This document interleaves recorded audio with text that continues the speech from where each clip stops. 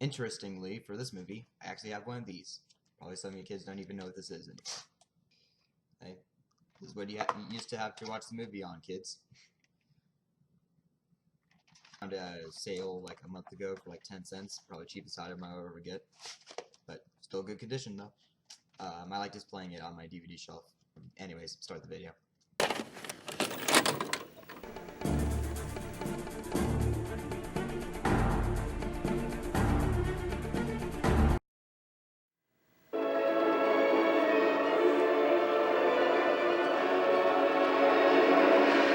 So with Far From Home coming up this next month, I thought I'd start a little sub-series of the Marvel Lookback, which is, of course, a series on Spider-Man. I thought it'd be fun to go through all the movies, even though there are like 7 movies.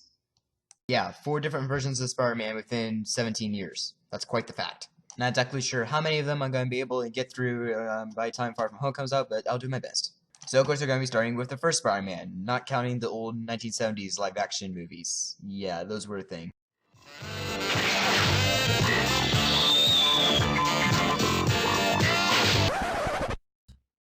Anyways, the actual first Spider-Man movie we're going to be starting with is the first 2002 Spider-Man movie by Sam Raimi and with Tobey Maguire. And this is actually a pretty good Spider-Man origin movie. I do like to start with characters, and I do enjoy the characters in this movie. Peter Parker in this movie, and especially the later movies, I actually feel like this is probably one of our best Peter Parkers. Like, say whatever you want about Tobey Maguire, Peter Parker, but like just that opening scene with the bus, I feel like that's Peter Parker, where I kind of think of Peter Parker as, you know, just a likable, relatable nerd who gets picked on, who happens to just become a superhero. And if I'm honest, it's really, I think these are the movies that honestly portray Peter Parker in that way the best. And his Spider-Man is actually kind of fun, and he does kind of feel like a genuine hero who all he wants to do is protect the city from criminals. And I think the origin story of Peter Parker to Spider-Man is actually pretty good, where he's getting bit by Spider-Man, you can almost feel it right there.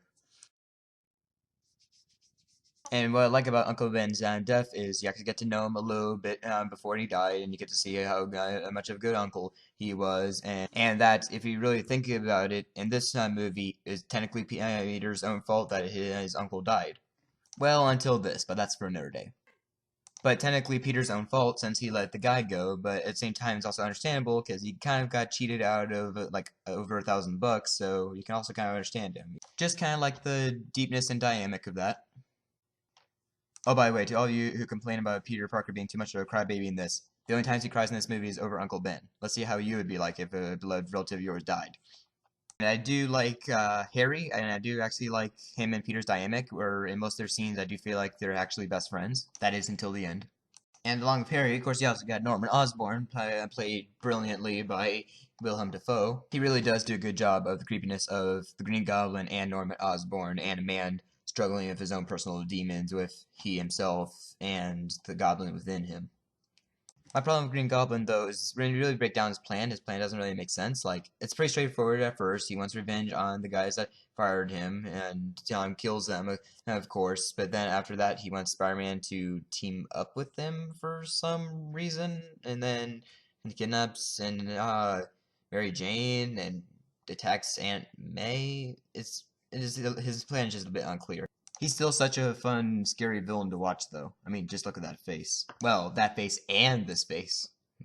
And Mary Jane, I feel like this is probably the best movie she's in, and where in this movie I do feel like her and Peter have the most chemistry. Of course, then people complain about her being a damsel in distress, and yeah, I can kind of see that, where it actually becomes that like 3 times in a row in just this movie, but she's still alright in this movie. And hey, Spider-Man still needs someone to rescue, right? Oh, and how can I forget about J. Jonah Jameson, again played brilliantly by J.K. Simmons. He is hilarious. Like, he is still the mean, strict editor of the Daily Bugle, but it's still in a funny and hilarious way, and even if you actually watch some of his dialogue throughout the 3 movies, there's a lot of funny, subtle jokes as well. And again, the Spider-Man scenes are very fun to watch. Or then, of course, you also get awesome moments like this.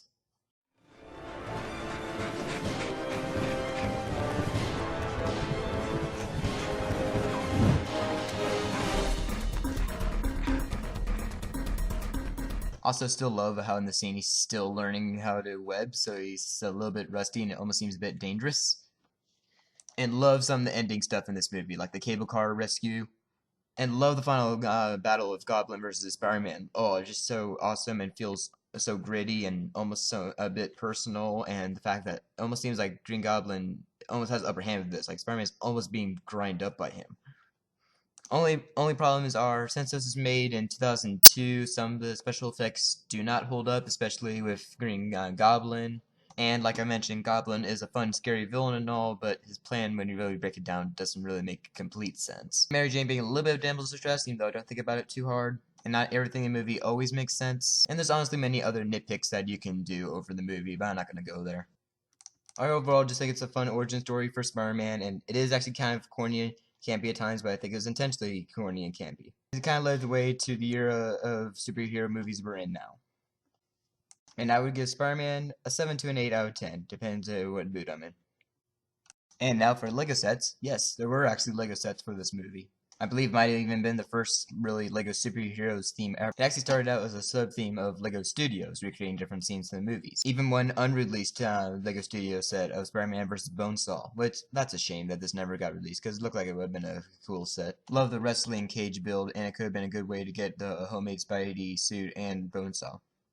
And then it later even got its own line, and most of these sets I think still look really great. I remember secretly wanting a lot of these, and I saw them in an old catalog as a kid. Spider-Man First Chase was a good little set, and I like the little gate build and the homemade Spidey minifigure. That's pretty viable now, by the way. Spider-Man Green Goblin Origins lab set. I love the uniqueness of having two labs and two origin stories, both squeezed in one set, but they still done pretty well. I remember try rebuilding this myself with my own spare parts as a kid. And the Spider-Man Final Showdown, which this is actually a really great Lego interpretation of the scene, and actually very accurate looking, and it just looks like a fun set to play around with. And that's not from this movie's line, but then in 2012 for the Ultimate Spider-Man, they made a Daily Bugle set, which sort of reminds me of this one, only looks a little different, but we did get an updated J. Jonah Jameson figure in that. And the Bugle build itself is really great. I honestly think most of these old Lego Spider-Man sets might be as good and accurate as some of the stuff we get to nowadays. And this is part of the video where I would draft some Lego sets, but I think honestly with this wave they actually got most of the scenes, really. Can't really think of much besides maybe a Daily Bugle set accurate to this movie with the crew and J. Jonah and Jameson and Betty Brant and Peter Parker, and maybe a Green Goblin versus Spider-Man battle set, but I don't really know how that would work because it's mostly just a bunch of rubble and like a back house, so... And not sure if I could suggest a Mary Jane Spider-Man kiss, right? Yeah. I do think they did a pretty good job with these sets, though, which, yeah, most of these aren't really that bad for early 2000s Lego. So what do you guys think of the first Spider-Man movie? Do you think it's still good, or do you think it's too campy for your taste? Let me know in the comments down below, and let me know if you're excited for Spider-Man Far From Home, and please, like, if you want to, join me in this journey of watching Spider-Man movies leading up to Spider-Man Far From Home. It could be fun. Let me know you got your different opinions on these different movies. And for Lego sets, do you also think the Lego sets hold up pretty well, and any Lego sets you would draft the movie, or anything I missed? If you enjoyed this video, web up a like, and be sure to subscribe if you want to see more videos. I do have some more interesting ones coming up. That's all for this one. Until next time.